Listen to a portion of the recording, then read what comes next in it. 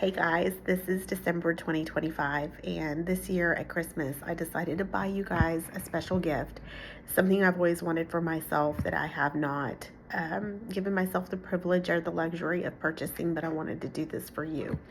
So there's a set of Bible books. They're made by a company called Alabaster, and they're like coffee table books. They're really pretty with lots of pretty pictures on the inside. And I wanted to start with Proverbs for you guys because it's the book of wisdom.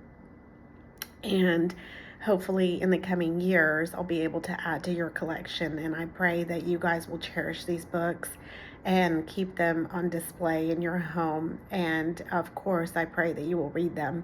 They're written in such a way that they're easy to read. And it's in a version that, is just created to be easy to read.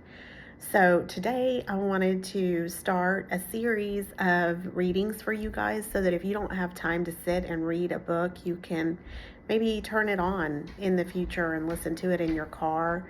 And maybe this is a legacy for your children and their children and their children that you might want to share with them. And that way you'll never forget me.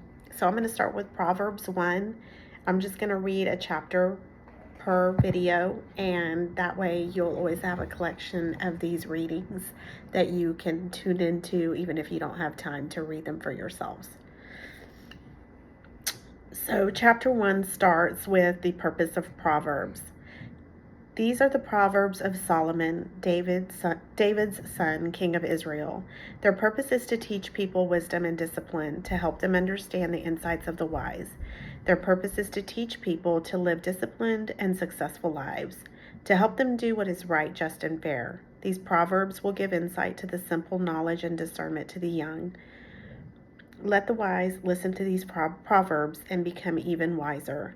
Let those with understanding receive guidance by exploring the meaning in these proverbs and parables, the words of the wise and their riddles. Fear of the Lord is the foundation of true knowledge, but fools despise wisdom and discipline. A father's exhortation, acquire wisdom. That's the title of the next section. My child, listen when your father corrects you. Don't neglect your mother's instruction. What you learn from them will crown you with grace and be a chain of honor around your neck.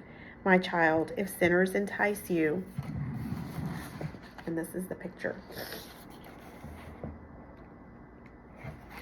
My child, if sinners entice you, turn your back on them. They may say, come and join us. Let's hide and kill someone. Just for fun, let's ambush the innocent. Let's swallow them alive. Like the grave, let's swallow them whole, like those who go down to the pit of death. Think of the great things we'll get. We'll fill our houses with all the stuff we take. Come, throw in your lot with us. We'll all share the loot. My child, do not go along with them. Stay far away from their paths. They rush to commit evil deeds. They hurry to commit murder. If a bird sees a trap being set, he knows to stay away. But these people set an ambush for themselves. They are trying to get themselves killed. Such is the fate of all who are greedy for money. It robs them of life. The next section is called Wisdom Shouts in the Streets. Wisdom shouts in the streets. She cries out in the public square. She calls to the crowds along the main street, to those gathered in front of the city gate. How long will you simpletons insist on being simple-minded? How long will you mockers relish your mocking? How long will you fools hate knowledge?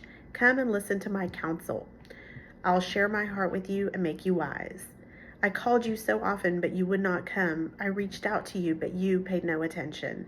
You ignored my advice and rejected the correction I offered.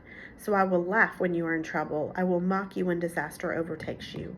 When calamity overtakes you like a storm, when disaster engulfs you like a cyclone, and anguish and distress overwhelm you. When they cry for help, I will not answer. Though they anxiously search for me, they will not find me, for they hated knowledge and chose not to fear the Lord. They rejected my advice and paid no attention when I corrected them. Therefore, they must eat the bitter fruit of living their own way, choking on their own schemes. For simpletons turn away from me to death. Fools are destroyed by their own complacency. But all who listen to me will live in peace, untroubled by the fear of harm. And that's the picture.